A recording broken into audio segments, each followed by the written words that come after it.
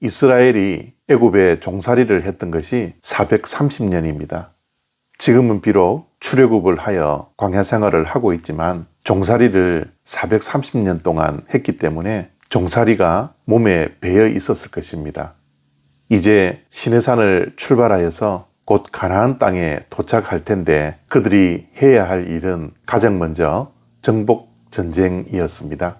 그러나 이스라엘 백성들은 430년의 종살이를 통해서 전쟁을 할 수 있는 준비가 전혀 안 되었습니다. 그래서 하나님께서는 출애굽을 한 이스라엘 백성들에게 전쟁 준비를 하게 하십니다. 가장 먼저 전쟁에 참여할 인원들을 각 지파마다 계수를 하게 하시죠. 그리고 그 정복 전쟁의 승리는 이스라엘이 전쟁을 잘 하기 때문이 아니라 하나님의 전쟁이기 때문에 하나님과 이스라엘과의 관계가 너무나 중요했습니다. 그래서 하나님은 성막을 짓게 하시고 그 성막에서 제사를 드리며 하나님과의 밀접한 관계를 갖게 하셨던 것이죠. 그래서 그 전쟁은 하나님과의 바른 관계 속에서만 승리할 수 있음을 하나님은 준비시켰던 것입니다. 민수기 5장 2절로 4절까지 말씀입니다. 이스라엘 자손에게 명령하여 모든 나병 환자와 유출증이 있는 자와 죽음으로 부정하게 된 자를 다 진영 밖으로 내보내되 남녀를 막론하고 다 진영 밖으로 내보내어 그들이 진영을 더럽히게 하지 말라. 내가 그 진영 가운데에 거하느니라 하시매 이스라엘 자손이 그같이 행하여 그들을 진영 밖으로 내보냈으니 곧 여호와께서 모세에게 이르신 대로 이스라엘 자손이 행하였더라. 아멘. 정복 전쟁의 주인공은 이스라엘 백성들이 아닙니다. 전쟁의 주인공은 하나님이시죠. 마찬가지로 출애굽의 주인공도 이스라엘 백성이 아니라 하나님이셨습니다. 그래서 하나님은 이스라엘 백성들의 진영 중앙에 거하기를 원하셨던 것이죠. 하나님께서 그들의 중심이 아니라면 그들은 오합지졸일 수밖에 없고 우왕좌왕할 수밖에 없었습니다.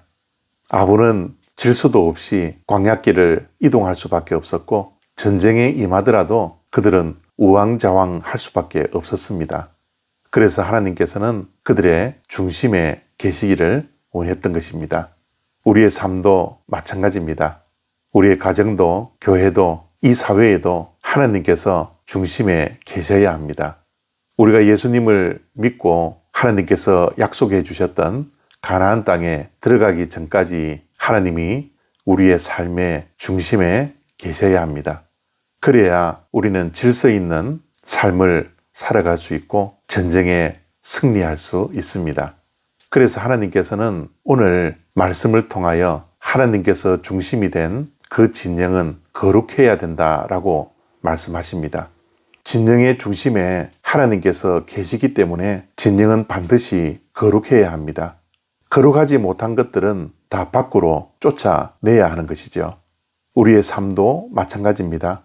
우리들의 삶의 중심에 하나님께서 계신다면 우리의 삶은 늘 거룩해야 합니다.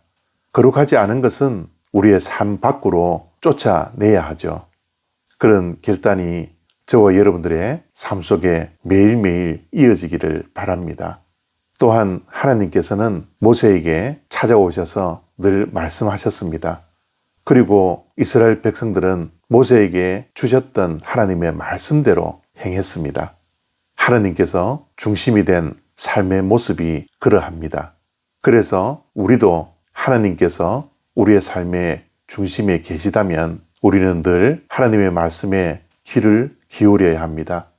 말씀을 들어야 합니다. 그리고 그 말씀을 듣는 대로 행할 수 있는 하나님의 백성들이 되어야 하죠. 만약 그렇지 않다면 우리의 삶이 무질서하고 혼란스러울 수밖에 없습니다. 질서가 잡히지 않습니다. 우리의 신앙은 결국은 중심 이동입니다. 예수님을 믿지 않았을 때는 나 자신이 중심에 자리 잡고 있었습니다. 예수님을 믿지 아니하고 죄의 종살이를 했을 때는 언제나 나 중심이었습니다. 그러나 이제 예수님을 믿고 죄로부터 출애굽을 한 우리들은 우리의 삶이 나 중심에서 하나님 중심으로 옮겨가야 합니다. 그것이 올바른 신앙생활입니다. 우리가 중심을 잃어버리면 크게 흔들립니다. 휘청거립니다. 쓰러지고 맙니다. 하나님이 우리의 삶의 중심이 아니라면 우리 또한 크게 요동칠 수밖에 없고 결국은 쓰러질 수밖에 없습니다.